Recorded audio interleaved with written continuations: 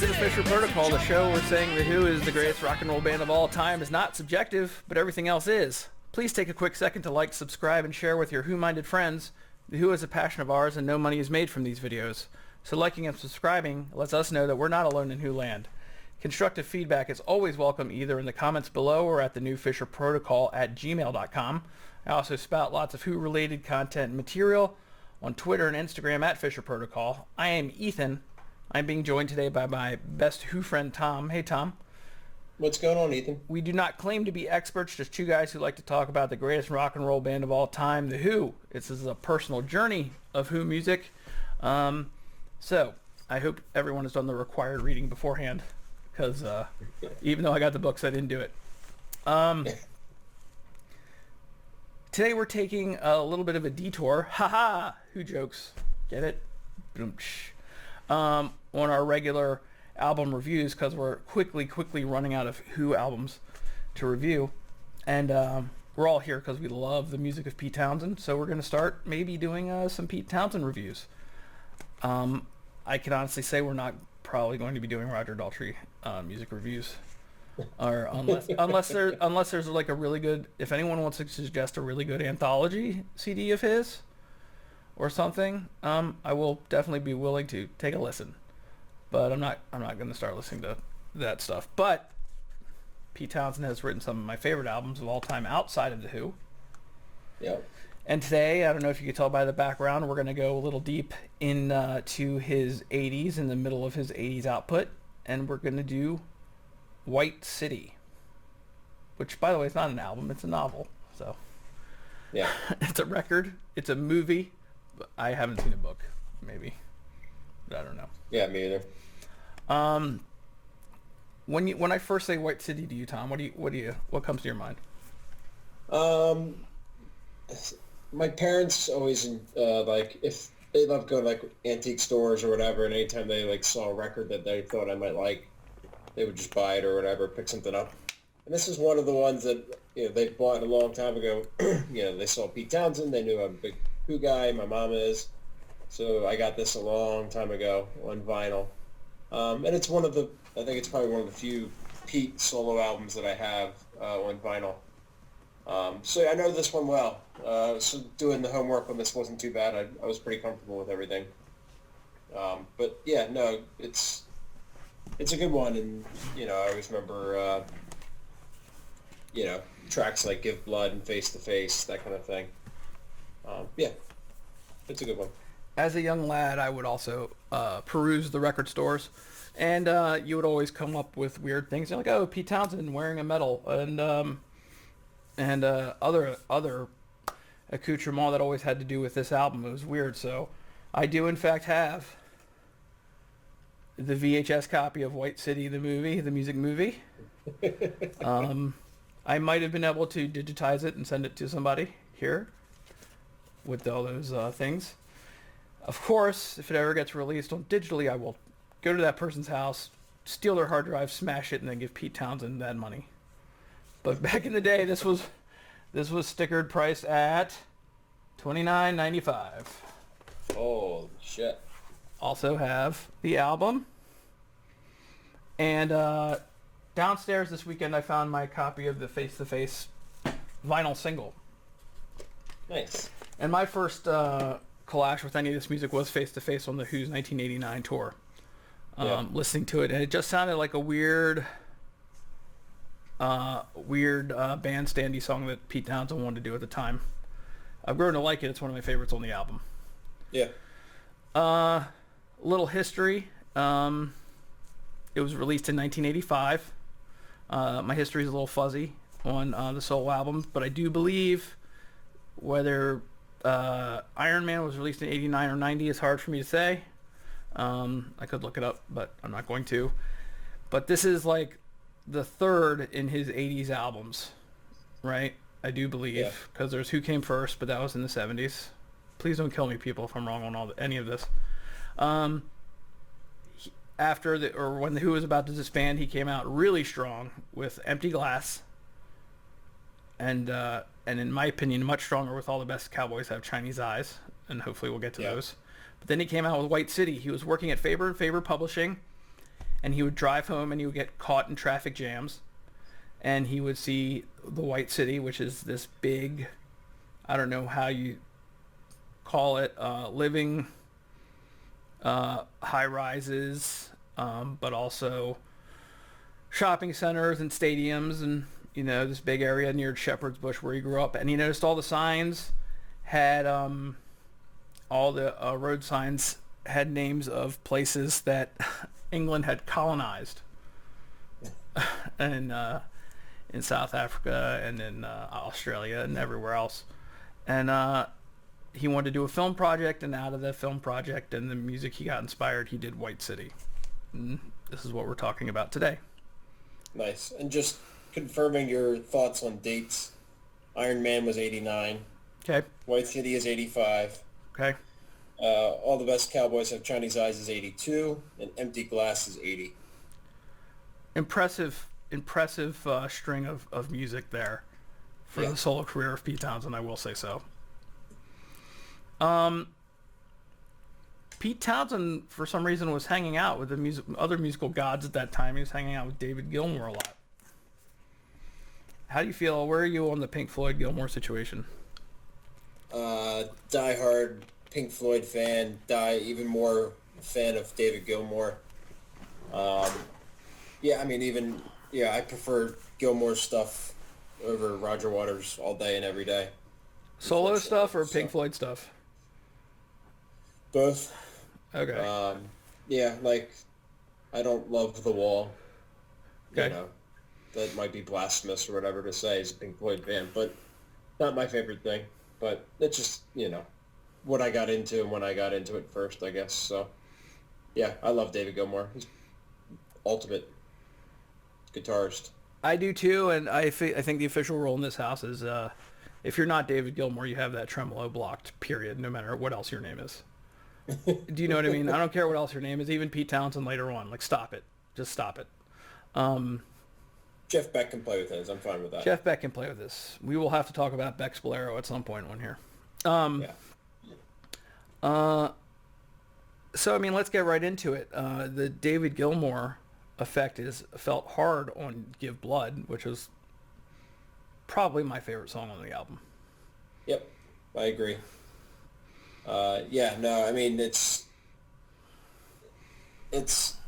What more could you want? You know what I mean? You got Pete Townshend writing songs, and you got David Gilmour doing David Gilmour type things on those songs. They're very complementary players to each other. Pete's such a rhythm guy and this and that, and Gilmour is, arguably one of the best lead guitarists of all time. And just like the texture he can make with his guitar and his sounds and the delay and all that. It's perfect. Such a great song. And some of the lyrics. And the reason why this collaboration came about is because David Gilmour is notoriously not great, doesn't have confidence in his lyrics. And Pete Townshend is, a master at lyrics. But the words that really got to me are, give blood, but some will say it's not enough. There are some will say it's not enough, but don't expect to ever see reward. You can give it all, but still you're asked for more. Whether you're Pete Townshend, whether you're a dad in Maryland trying to work out your life, these are words to live by. I really connect with it. And listening to it now, it has a different tenor. Some people say it's a sequel to Quadrophenia in many ways. You can take that for what you want. I think he likes to connect all his stuff. I love Give Blood. It's just perfect. It's a great song. I didn't look at it. Did Simon Phillips play the drums on the album, or was it somebody else? Do you know? I don't know 100%. That's part of that research. Maybe I should have done. I know he's on the album. Because the drums are phenomenal. It's just any which way you look at that song, it's catchy. It's well produced. The playing on it's phenomenal. It just checks all the boxes for sure.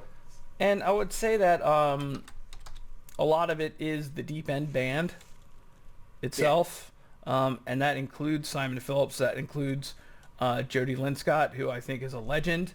On percussion, that includes, I want to say, I don't want to get his name wrong, Peter Hope Evans. Yeah. I'm going to look that up in a second. And it's a lot of that sound you first hear on, for me anyway, that Who 1989 tour. It's a lot of the same sounds. Yeah. Yeah, Peter Hope Evans. Yeah, and that guy is omnipresent in all of Pete Townshend's work on the harmonica. Yeah. And we'll get into this later when I talk about the live stuff. This very specific sound of Pete Townshend live around now. You know what I mean? It's very specific. It's very much Pete, but different than the Who, and I think he was really trying to go for that. Yeah. I believe the next song is Brilliant Blues. It is, yeah. And what do you think of that one? I was kind of ho-hum on it. It's a good song. I'm not against it, not for it. Doesn't stand out in any which way to me. I think the production, I noticed the production on this song was very good. The whole album's well produced, honestly. Maybe there's some overproduction in other, songs. But this one, yeah, I don't know, it's forgettable, but it's not bad.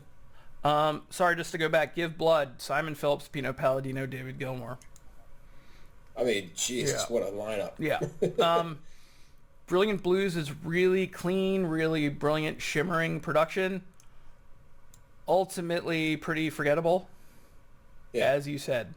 And, I had trouble connecting what Pete Townshend said is the connection in this album to the movie or whatever story there was. It's a Pete Townshend piece, so, shock and all there.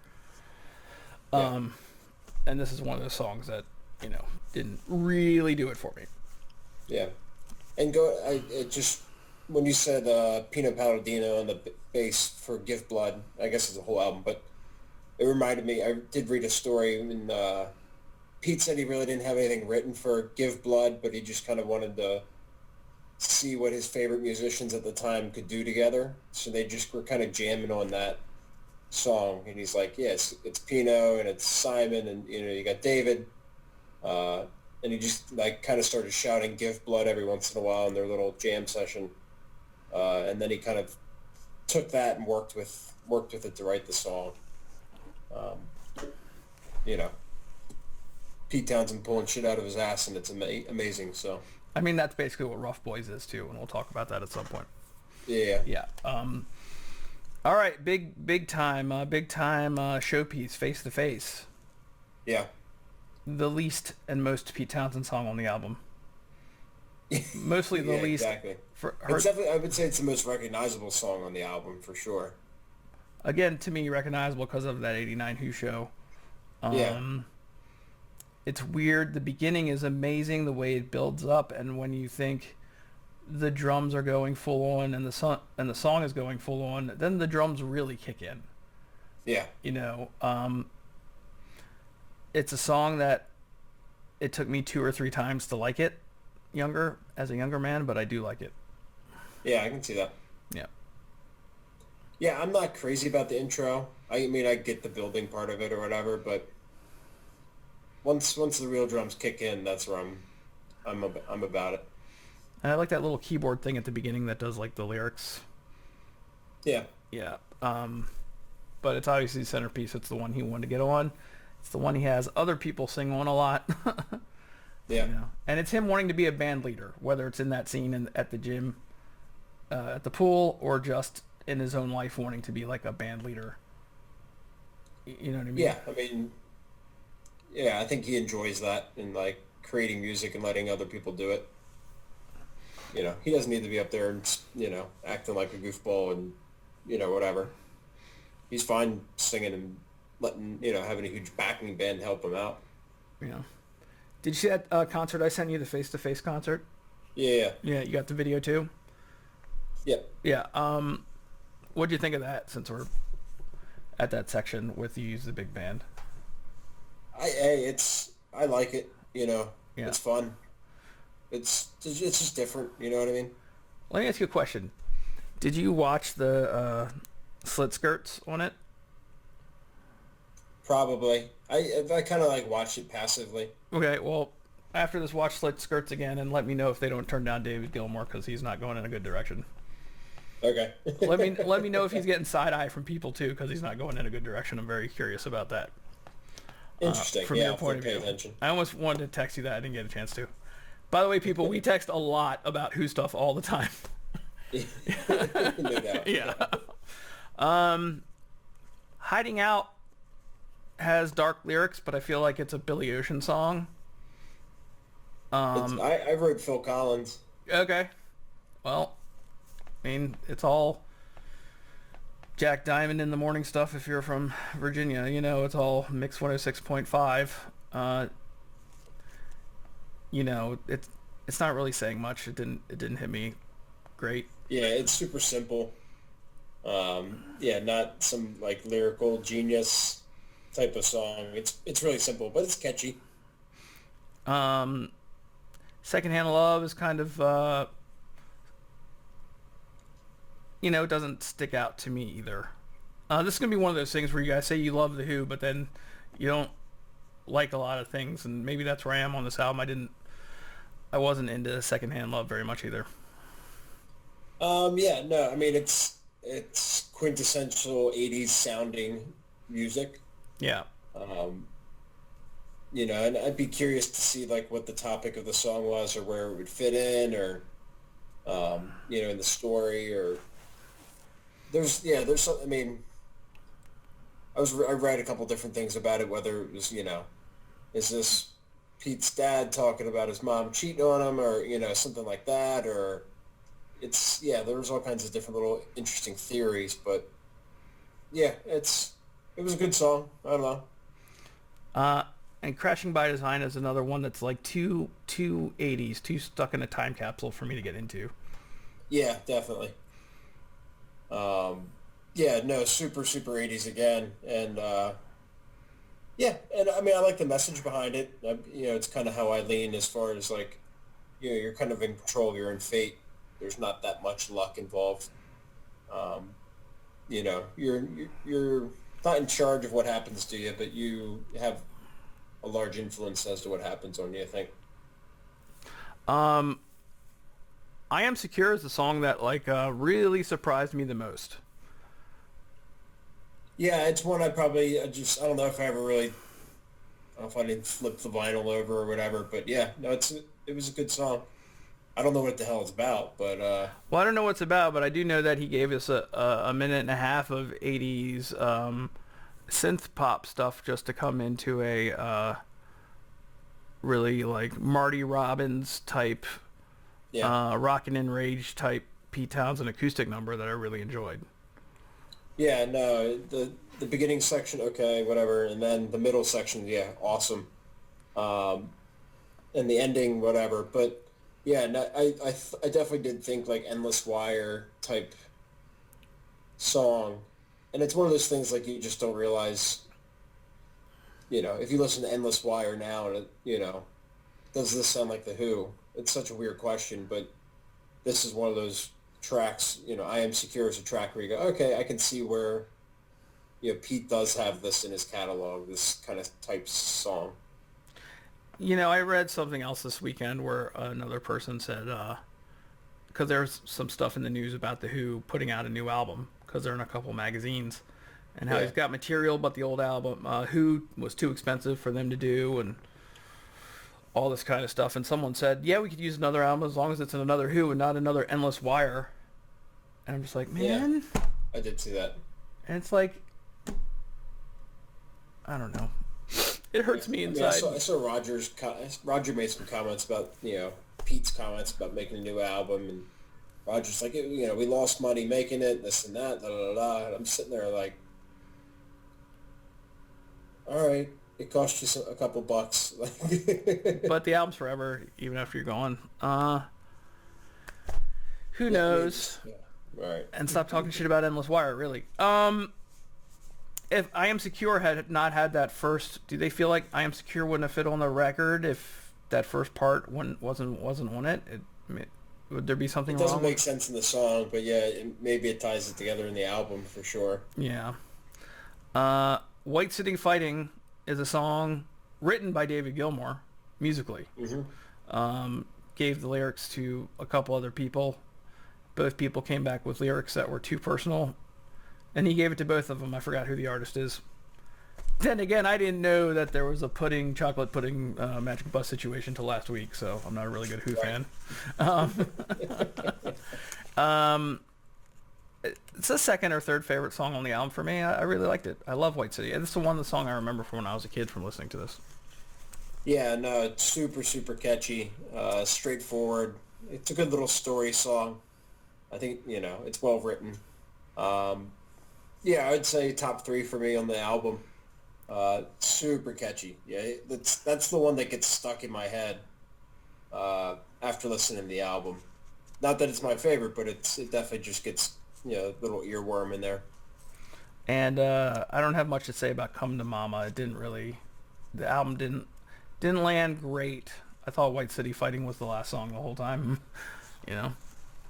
I actually wrote that I thought it was a good ending to the album. Okay. Epic, big brass, driving drums. I thought the vocals were mixed a little low. They don't come in for like 2.5 minutes or something stupid, right? Yeah, no, it takes forever for them to get there, and even then when it does come in, I don't know if I struggled to hear everything that was going on, but I was just, compared to the rest of the album, I was like, why'd they mix it so low? I thought it was a good song to end the album on. It was interesting. Now you say you didn't listen to bonus tracks. I did. Night School's pretty good. There's a 12-inch version of Hiding Out, which I listened to once. But the bonus track, which is the best, is Pete Townshend's version of the English Beats Save It for Later. It's been a standard of his for years. He's done it on the Live at Brixton, which is the live album from the Deep End. And but this, I love it. I can't say enough about it. If people want to know, look up Dave Wakeling, look up his interview about how it came about, and I'll tell you really quickly. He was sitting at his breakfast table one day, and somebody said Pete Townsend was on the phone. He was like, sure, whatever. And he took the phone. He's like, hey, it's just Pete Townshend here with David Gilmour. And he's like, okay, yeah, all right. And like, he didn't think it was them. He thought it was his friends messing with him. And they couldn't figure out the tuning because it's Dad Gat, except with it's actually Dad Gat because they lower the A instead of something. I don't know. It's a special tuning that David Gilmour and Pete Townshend together could not figure out. Yeah. But it's a great version of that song. And it's one of my favorite Pete Townshend solo songs. Is Save It for Later. I've heard the live version. I do love that song a lot. It's so good. I don't want this to go on too long. I do want to talk about the Deep End for a second. Yeah. And just how much it sounds like Pete Townshend and not The Who. Yeah. And how much of that is down to the rolling drum beat of either Simon Phillips or sometimes when he's not there, just Jody Lynn Scott, just rolling on. And, I always found it acceptable, and I always wished I had been able to see them. Yeah. Yeah. That would have been awesome. Yeah, it is very... I mean, there's almost never any, guitar is not in the forefront of the song. You know what I mean? Mm-hmm. I mean, if anything, it's acoustic guitar with, a little bit of electric kind of dancing, whispering throughout the songs. I mean, obviously Give Blood is a little different, but yeah, just in general, though, it's never, guitar heavy. It's the horns and all that stuff, just kind of recreating, I guess, the sounds that Pete thinks he hears when he's, playing with The Who or whatever, or the approximation of trying to cover up, John Entwistle and do everything he did. Right. Did you hear that song Blue Light that's on that live one? Yeah. Yeah, that's just a long David Gilmour song where he's just using that sweet Another Brick in the Wall Part 2 echo over and over again. Yeah. That's definitely David Gilmour. Oh, 100%, yeah. So we're not going to rank these yet. You know what I mean? I kind of have the ranking set for 80s Pete Townshend. I don't even know what we're going to talk about yet. So, but I'm not going to shout it out now because that puts me in a whole trouble every time I do it. So, fisherprotocol@gmail.com. Leave us comments down below. If you agree with me, if you don't agree with me, tell them why I'm stupid and tell me why Dig from Iron Man's better than anything on this. Tell me whatever you want. Twitter, Fisher Protocol, Instagram, Fisher Protocol. Through that, if you really want to get into it, you can find Tom through there. Yep. That's it for the Fisher Protocol this time, and we'll talk to you hopefully soon. Thanks, guys.